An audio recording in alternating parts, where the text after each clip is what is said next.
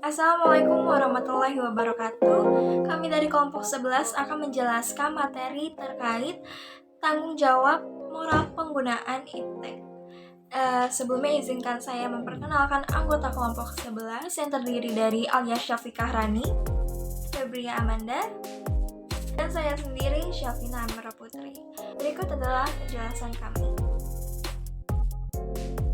Pengertian iptek atau ilmu pengetahuan dan teknologi adalah ilmu yang mempelajari tentang perkembangan teknologi berdasarkan pengetahuan dengan bantuan akal dan alat.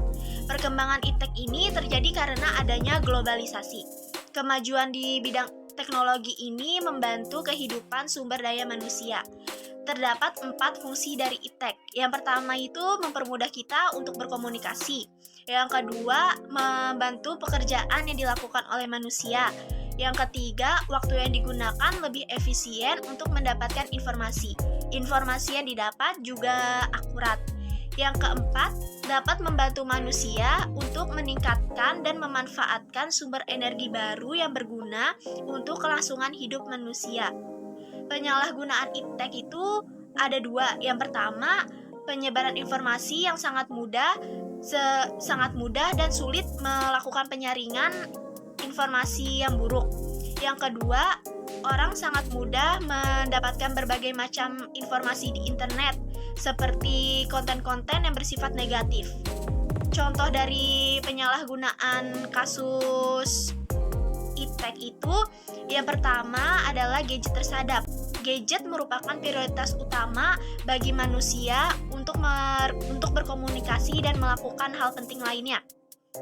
Namun ternyata gadget yang kita miliki saat ini bisa saja terjadi penyadapan. Hal ini dikarenakan password akun Google dan email yang kita miliki saat ini telah diketahui oleh seseorang. Gadget juga bisa saja disadap melalui jaringan yang kita gunakan seperti jaringan WiFi maupun nirkabel. Dan yang kedua itu ada pencurian data. Data adalah sekumpulan informasi dari suatu hal yang diperoleh melalui pengamatan atau pencarian dari sumber tertentu. Data juga bisa berupa informasi yang dimiliki seseorang yang bersifatnya itu rahasia. Namun sering banget nih terjadi pencurian data diakibatkan kelalaian manusia itu sendiri. Misalnya, meminjamkan gadget dengan sembarangan tanpa adanya persetujuan kedua belah pihak, lalu menggunakan password atau email yang mudah dan dapat dikenali.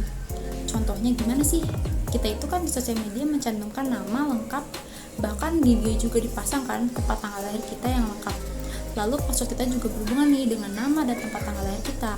Dari situlah nih orang yang berpikiran untuk mencuri data dapat memasukkan password yang berhubungan dengan nama dan tanggal lahir kita.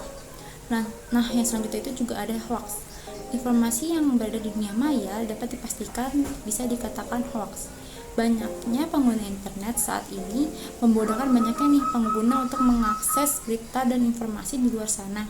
Namun banyak juga pengguna yang belum dapat memahami perbedaan antara berita hoax ataupun berita fakta. Selanjutnya kita juga membahas tentang sikap tanggung jawab pengembangan iptek. Yang pertama nih, memperhatikan etika perkembangan iptek dengan menjaga etika kita dalam bersosial media. Yang kedua, memperhatikan aspek pelestarian lingkungan. Yang ketiga itu memperhatikan nilai agama dan budaya seperti tidak menghujat antar budaya dan agamanya orang lain. Yang keempat, meminimalkan dampak negatif iptek seperti mengolah kembali sumber yang kita dapat agar tidak termakan oleh hal-hal yang negatif. Yang kelima, memperhatikan nilai guna iptek.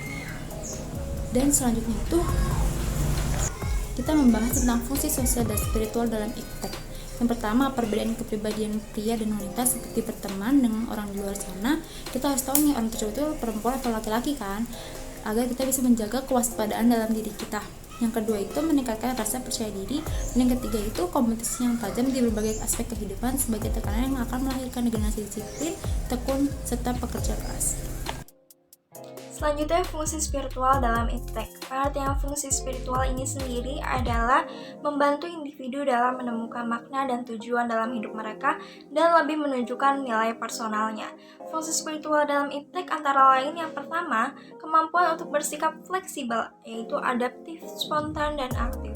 Yang kedua, adanya tingkat kesadaran diri yang tinggi. Yang ketiga, kemampuan untuk menghadapi penderitaan.